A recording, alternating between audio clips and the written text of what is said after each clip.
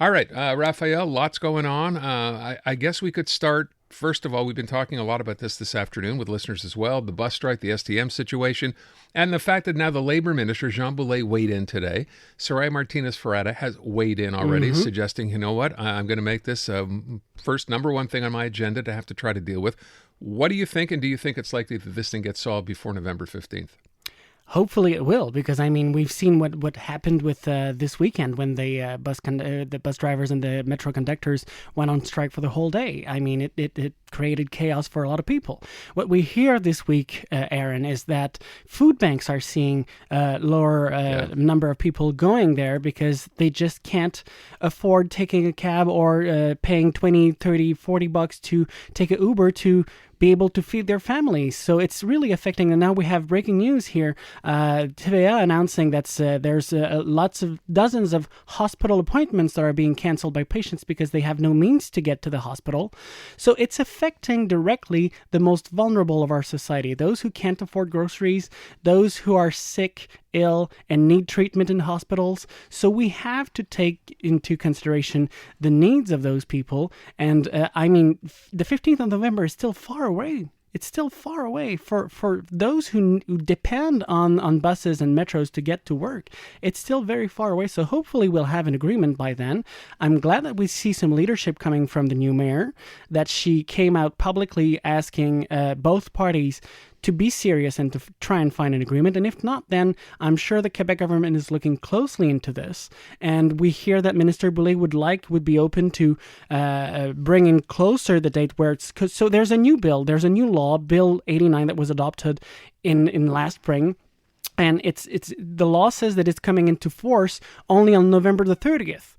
This law is giving new powers to the minister, so it's expanding the notion of essential public services to include public transit, first of all, and it's also giving the minister new powers to intervene whenever there's a strike that's affecting public services and that's affecting people in general, so that he can force arbitration and he can force new conditions on those parties. So Minister Boulet would like to maybe have this law come into force earlier than November the 30th so that he would have the powers to intervene. But you think he will? I think he will, because it's directly in line with the current speech of the government that's against unions. And I think there's a lot of pressure on the government right now to intervene because it's affecting hundreds of thousands of people, not just in Montreal, but also in the suburbs. People who come to the city, to downtown Montreal to work every single day. Yeah. They're affected by this. And let's face it, not everybody works from 9 to 5, Monday to Friday. So a lot of people who are working also for the public healthcare system, for instance, nurses that work at night, they need to get to work as well. You know, and it's weird because as I hear you describe this again, and I brought this up when I asked the question, it does call into question the public tribunal that decided that it would be okay for this strike to go on and okay for them not to work an entire day, because it wasn't a public health or security risk. And you're describing people now who are missing appointments, who can't get to. I mean, that was pretty harebrained to actually think that would be okay and use that as the rationale. People are not getting the treatments they need for their health. That's a public safety. That's a public health issue to me directly. People who can't go to food banks to feed their family. That's a major issue as well that should be taken into consideration. The tribunal's main reason to exist is to ensure that essential public services are maintained for the population. It failed at its mission here when it allowed last Saturday for bus drivers and metro conductors to go on strike for a whole day. So I hope that the next decision. So right now they're currently hearing all parties on the strike that's planned for the 15th and 16th of November. So that's next weekend, Saturday and Sunday, the 15th and the 16th. They're going to begin hearing the parties pretty soon, and they're going to make a decision. And once again, we could be just a few days prior to the weekend, be stuck at the very last minute and find out that once again, the whole weekend we're going to have no metro and bus service in Montreal. That would be a catastrophe, and hopefully that won't happen because we have now leadership from the city, and we seem to have an interest from the Quebec government. But the Quebec government, the Minister Boulet, if he wants to change the date at which Bill 89 will come into force, he needs the collaboration of all parties. And as we know that both the PQ and Quebec Solidaire voted against Bill 89 Well, why does he need cooperation? They have a majority. Can't he just go ahead and pass this? He said today that he needed the support of all parties because they need to go through an accelerated process to change the bill, to change the law and make it come into force at another earlier date. Which just gives him the rationale to say, I wanted to do it, but I'm sorry I can't get the support or couldn't from the other party, so don't blame me. Well, if the PQ or Québec solidaire vote against that, they'll have to, to explain themselves, but also, most of all, take the blame for enforcing that on especially the most... Québec solidaire is supposed to be the party that defends the interest of the most vulnerables of our society. Right now, these are the people who are most affected by these strikes, so they should be standing up and saying, listen, we are all in favor of the right to strike. We are all in favor of the union's demands. But at some point, also, we cannot use commuters as pawns in a negotiation strategy. This has to stop once and for all. I don't want to run out of time, and I want to talk about the other big issue now, which is, of course, Bill 2. This is the one that penalizes doctors. So Lucien Bouchard, for people who don't know, was the one actually negotiating on behalf of the medical specialists with the government. What did he say today?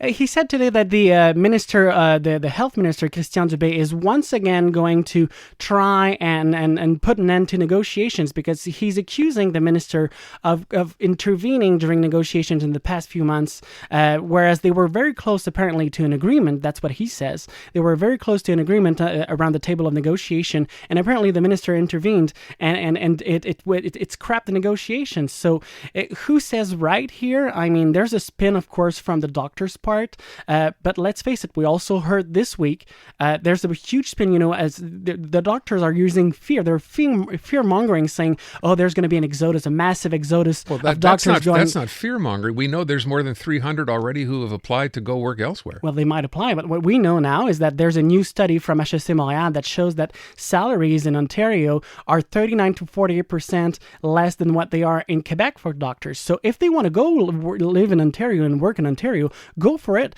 But the salary, the loss you will take, the hit you will take in the end will be much greater than if you remain in Quebec. Although there's a cost of living to take into account as well, right? Depending on where you practice in Ontario, it costs you less than if you lived in Quebec. Taxes are higher here, higher than anywhere else. Even there, Aaron, the study took that into consideration. Even if you take taxes into consideration, it's still 24 to 32% less in Ontario than you would earn in Quebec. So, I mean, you could... Wait, are you talking as a family physician now, as a specialist? What sense? Family doctors, let's take the numbers including taxes. Family doctors would be 24% less in Ontario, including taxes taken into consideration, and specialists on average would be 32% less. So those numbers are there. It's an independent study from HEC Montreal.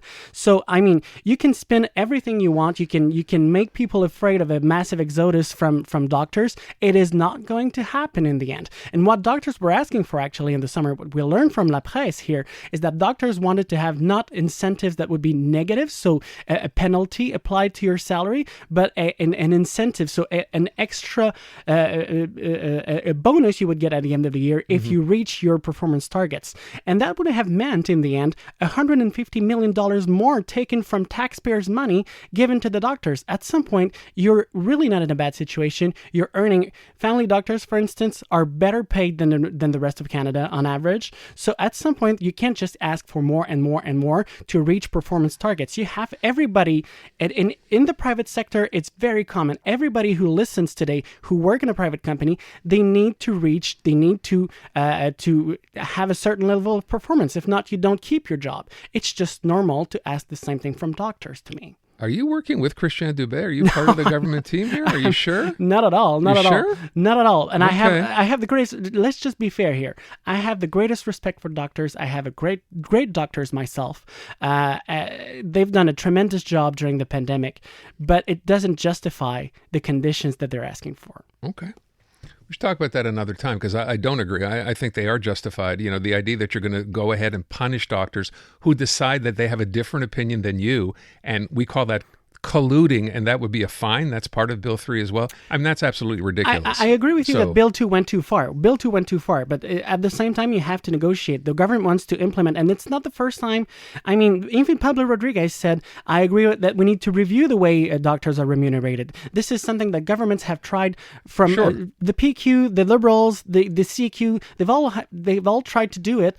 Doctors were always opposed to this. So at some point, if you don't come to an agreement, you have to implement it. You have to use is force, and the law is the force that the government has to do. Pablo Rodriguez also told doctors, he said, stay, please stay, because we're going to be the government next time around, and we'll do something about this. Yes, and he's going to negotiate something. And I don't know which magic wand Pablo Rodriguez has, but honestly, I don't see how it's going to be different under a Liberal government. Raphaël Melançon, thank you so much. Unmistakably Canadian. It's the music that raised you. The artists raising the bar. Hi, this is Bryan Adams. Hey, my name's Brett Emmons. I'm from the Glorious Sons. Hi, I'm Nelly Furtado. Made in Canada. The station that champions Canadian music. Loud, proud, and all yours. No passports required. Just press play. Tap into Made in Canada now on iHeartRadio.ca Or the free iHeartRadio app.